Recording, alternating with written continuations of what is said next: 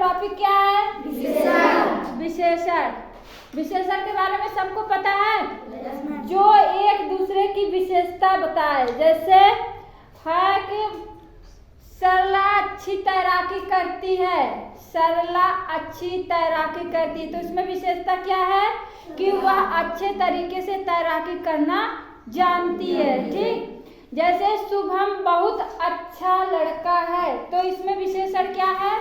बहुत अच्छा ना। तो हम विशेषण की परिभाषा पहले देख लेते हैं। ठीक, विशेषण की परिभाषा है हमारी,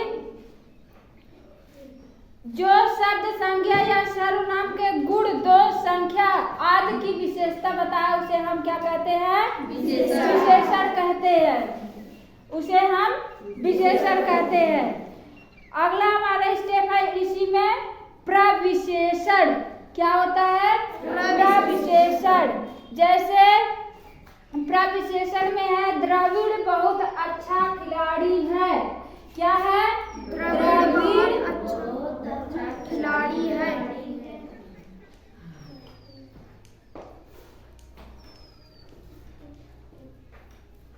अच्छा खिलाड़ी है, तो इसमें प्रविशेषण क्या है? प्रविशेषण इसमें बहुत है। क्या है? बहुत। इसमें प्रविशेषण बहुत है। ठीक, और यह हमारे मतलब कि वह कैसा खिलाड़ी है, जैसे आप कह देंगे कि वह अच्छा खिलाड़ी, द्रविड़ अच्छा खिलाड़ी है, लेकिन यह शब्द अधूरा लग रहा है। जब उसमें हम जोड़ेंगे कि द्रविड़ बहुत अच्छा खिलाड़ी है, तब यहाँ पे हमारा शब्द जो है वो क्या लगेगा? पूरा होगा ना। तो यहाँ पे बहुत अच्छा मतलब कि अच्छा कहेंगे तो थोड़ा सा अच्छा होगा, लेकिन बहुत जब उसमें जोड़ देंगे कि वास्तव में वह अच्छा है। ठीक, अगला हमारा स्टेप है विशेष। क्या है? विशेष है। प्रविशेषण वो होता है जो शब्दों की विशेषण की विशेषता बताता है, उसे हम प्रविशेषण कहते हैं। जैसे द्रविड़ अच्छा खिलाड़ी है, अच्छा इसमें विशेषण हो गया, लेकिन बहुत क्या हुआ? प्रविशेषण हो गया। ठीक, अब हमारा अगला स्टेप है विशेष। क्या है? विशेष। विशेष वह होता है जो विशेषण के शब्दों की विशेषता बताता है, जो विशेषण शब्दों की विशेषता बताता है। जैसे मेरी शर्ट लाल है, मेरी शर्ट लाल है, लाल है, तो इसमें प्रविशेषण क्या होगा? शर्ट के बारे में विशेषता बताई जा रही है, और विशेषण क्या होगा? लाल ना। तो यहाँ पे ये विशेष क्या है? हमारा शर्ट है, और विशेषण क्या है? यहाँ पे लाल है। मेरी शर्ट लाल है, काली है, नीली है, पीली है, जैसी भी है, वो विशेषता है, उसकी विशेषण है। ठीक, उसकी विशेषता है कि वह लाल है, हरी है, नीली है। ठीक, लेकिन विशेष क्या है? किसके बारे में कहा जा रहा है? शर्ट के बारे में कहा जा रहा है, तो यहाँ पे विशेष क्या होगा? शर्ट होगा। ठीक, आगे बढ़े। Yes ma'am. विशेषण की परिभाषा हम आप लोगों को बता ही दिए। विशेषण की परिभाषा, जो शब्द संज्ञा या सर्वनाम के गुण, दोष, संख्या आदि मात्रा में जिसके हम बोध करते हैं, उसे हम क्या कहते हैं? विशेषण। अभी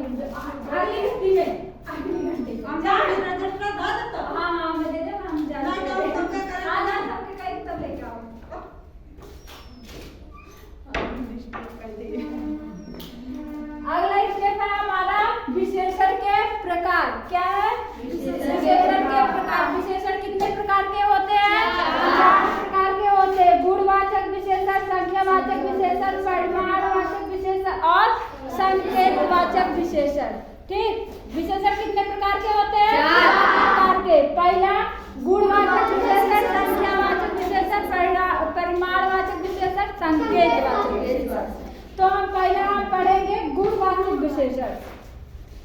क्या पढ़ेंगे? गुणवाचक विशेषण। गुणवाचक विशेषण जिस शब्द से किसी संज्ञा या सर्वनाम के गुण, दोष, रंग, आकार आदि का बोध होता है उसे हम गुणवाचक विशेषण कहते हैं। जैसे गुण, गुण में क्या आएगा? भला, बुरा, सच्चा, अच्छा, ये क्या है? गुणवाचक विशेषण के अंतर्गत आएगा।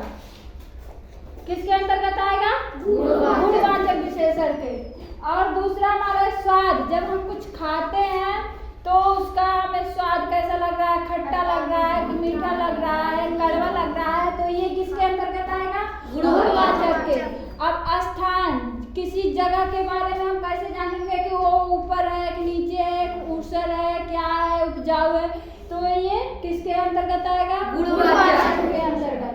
दिशा, उत्तर दिशा, पूर्व दिशा, दक्षिण, पश्चिम, ये हम गुणवाचक मतलब विशेषण के अंतर्गत पाएंगे।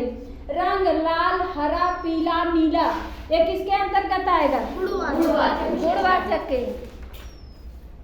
अगला हमारा है संख्यावाचक विशेषण। इतना सबको समझ में आ गया? आगे चले? किसी को दिक्कत? अगला स्टेप है हमारा संख्यावाचक विशेषण।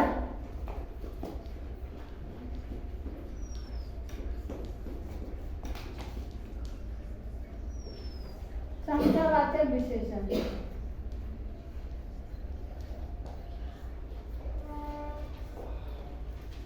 संख्यावाचक विशेषण जिस शब्द से किसी संज्ञा या सर्वनाम संख्या का बोध होता है उसे हम संख्यावाचक विशेषण कहते हैं। ठीक, यहाँ पे जैसे मेरे बाग में 4 आम के पेड़ है। कितने आम के पेड़ हैं? 4 आम के पेड़ है। तो यहाँ पे गिनती की जा रही है कि मेरी बाग में आम का सिर्फ 4 ही पेड़ है, 5 नहीं है। ठीक, जैसे मेरे बाग में कुछ पुष्प खिले हैं, कुछ पुष्प खिले हैं, इसकी कोई संख्या निश्चित नहीं है। हमारे बाग में कुछ पुष्प खिले हैं, मतलब कि कुछ गुलाब के हैं, कुछ गुड़हल के हैं, कुछ चमेली के हैं, इसका कोई निश्चित नहीं है कि हमारे बाग में कितने फूल खिले हैं। ठीक, जैसे सब छात्र आ रहे हैं, सभी छात्र आ रहे हैं, उसकी गिनती नहीं की गई है कि कितने छात्र आ रहे हैं। ठीक है। और संख्यावाचक विशेषण के अंतर्गत हमारे ये 2 प्रकार का होता है। एक निश्चितवाचक संख्यावाचक विशेषण क्या होता है? निश्चितवाचक।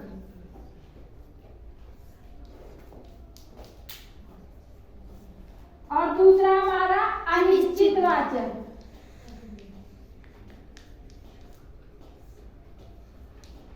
क्या होता है? अनिश्चितवाचक विशेषण।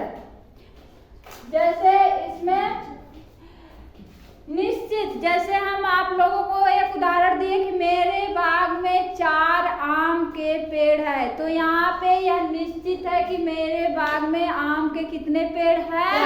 4 पेड़ है। तो ये निश्चितवाचक के अंतर्गत आएगा। जैसे हम एक और उदाहरण दिया आप लोगों को, मेरे बाग में कुछ पुष्प खिले हैं, तो कुछ उसका निश्चित नहीं है कि 4 फूल खिले कि 10 फूल खिले, तो ये अनिश्चितवाचक विशेषण होगा। समझ में आया? yes, आगे बढ़े? yes, अगला हमारा है परिमाणवाचक विशेषण। क्या है? परिमाणवाचक विशेषण।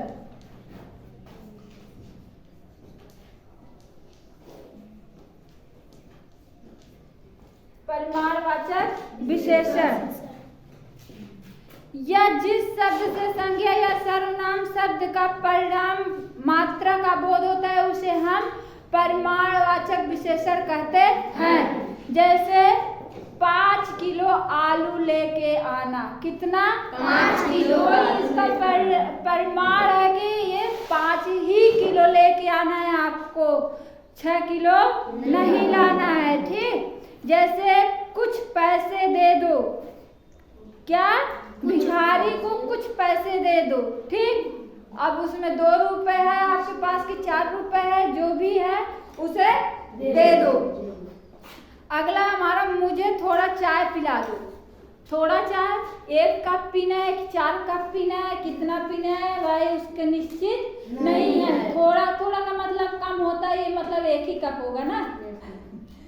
तो इसमें भी हमारा इसके अंतर्गत 2 भाग होते हैं, निश्चित वाचक, अनिश्चित वाचक। जैसे हम संख्यावाचक के अंतर्गत पढ़े, सेम वही कंडीशन इसमें भी है ना। जैसे उसमें हम पढ़े 4, मेरे बाग में 4 आम के पेड़ है, तो इसमें भी हम पढ़े कि हम 5 किलो आलू लेके आना। तो ये निश्चित है कि यहाँ पे इसका परिणाम निश्चित है कि 5 किलो आलू लेके आना है, ना कि 6 किलो लेके आना है ना। अब अनिश्चित में भिखारी को कुछ पैसे दे दो। अब कितना दो भाई? दान देने के लिए तो पूरा घर उठा के दे दो, ना देना है तो 1 रुपए भी ना दो, उसका कोई निश्चित नहीं है। आपकी जो इच्छा है वो दे दो। ठीक, ये समझ में आया परिमाणवाचक विशेषण। आगे चले। अगला हमारा है संकेतवाचक विशेषण। क्या है? संकेतवाचक विशेषण।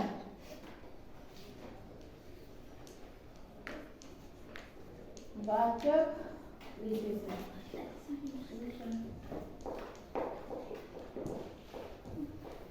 कौन है? पैर बजा रहा भाई। संकेतवाचक विशेषण जो सर्वनाम विशेषण की भांति संज्ञा से पहले आकर उसकी विशेषता बताते हैं, उन्हें हम संकेतवाचक विशेषण कहते हैं। जैसे यह छात्र गणित में बहुत तेज है। जैसे हम इशारा करते हैं कि यह छात्र गणित में बहुत तेज है, तो हम इशारा कर रहे हैं या संकेत दे रहे हैं कि यही छात्र गणित में बहुत तेज है, ना कि सभी है। ठीक, तो जो हम इशारा करके कह रहे हैं कि यह छात्र गणित में बहुत तेज है, तो यही हमारा क्या है? संकेतवाचक विशेषण है। ठीक, जैसे कुछ जानवर दौड़ रहे हैं, कुछ जानवर दौड़ रहे हैं, तो इसमें भी कहते हैं कि अरे देखो कितने जानवर दौड़ रहे हैं खेत में, पूरी फसल नाश कर देंगे ना। तो यहाँ पे भी संकेत देंगे कि देखो वहाँ पे कितने जानवर दौड़ रहे हैं, पूरी फसल नाश कर देंगे। तो यहाँ पे भी संकेतवाचक विशेषण है। ठीक, इसे हम सार्वनामिक संकेतवाचक विशेषण भी कहते हैं, क्योंकि इसमें सर्वनाम भी होता है। जैसे यह लड़का बहुत तेज है, यह इसमें क्या है? सर्वनाम है। बहुत तेज ये क्या है? विशेषण है। लेकिन यह जो हम ऐसे इशारा कर रही है संकेतवाचक विशेषण है। ठीक है, आगे बढ़े। अगला स्टेप है हमारा विशेषण की अवस्थाएं। इतना चारों समझ में आ गई सबके? Yes ma'am. अगला स्टेप है हमारा विशेषण की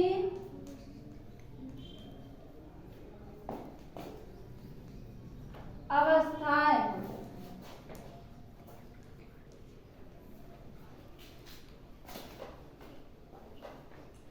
क्या है? विशेषण की अवस्था। हमारे विशेषण की 3 प्रकार की अवस्थाएं होती। कितने प्रकार की? 3 प्रकार की। पहला हमारा है मूलावस्था। क्या है? मूलावस्था। दूसरा हमारा है उत्तरावस्था। तीसरा हमारा है उत्तमावस्था। ठीक, ये हमारे विशेषण की 3 अवस्थाएं होती है। पहला हमारा है मूलावस्था। क्या है? मूलावस्था। मूलावस्था